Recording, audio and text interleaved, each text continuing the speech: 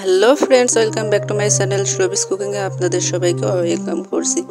আজকে আমি সুজি দিয়ে একটা বিস্কুট শেয়ার করব। প্রথমে একটা আমি বলে ডিম নিয়ে নিলাম, হাফ চা চামচ লবণ অ্যাড করে দিলাম,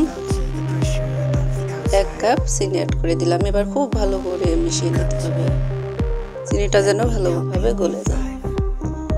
এবার আমি অল্প অল্প করে সুজিটা অ্যাড করে দিব, আর টোটালে 1 কাপ সুজি লেগেছে। এইভাবে ভালো করে সুজিটা মিশিয়ে দেবেন।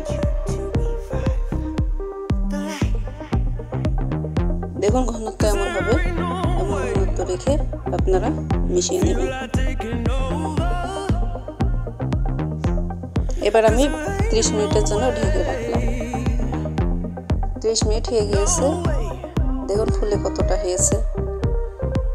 এবার অল্প অল্প ময়দা অ্যাড করে ডোটা আমি তৈরি করে দেব।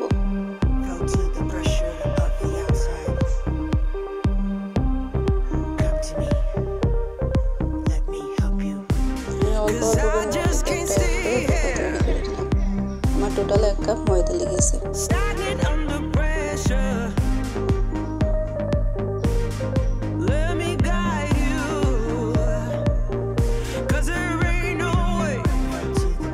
আমার ডোটা রেডি হয়ে গেছে। এবার আমি হাতে একটু তেল দিয়ে তারপরে সবগুলো বিস্কুট তৈরি করে নিব।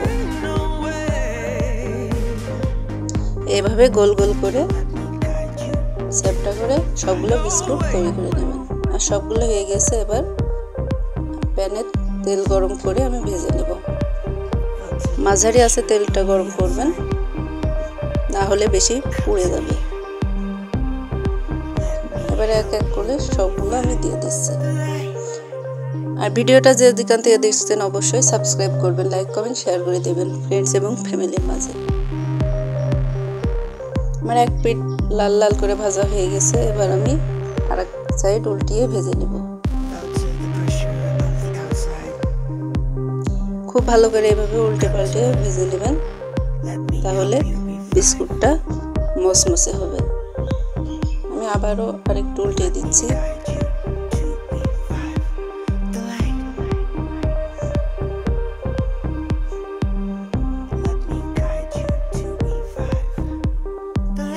এইভাবে উল্টে পাল্টে আমি সবগুলো বিস্কুট ভেজে নিচ্ছি।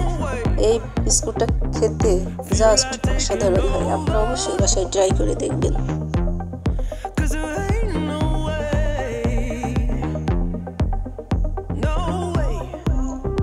সবগুলো ভাজা হয়ে গেছে। এবার আমি নামিয়ে নিচ্ছি।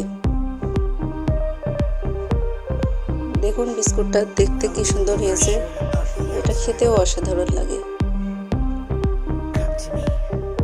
আজকের মতো আমি এখানেই বিদায় নিচ্ছি। আবার কোনো ভিডিও নিয়ে আপনাদের মাঝে হাজির হব। ধন্যবাদ সবাইকে।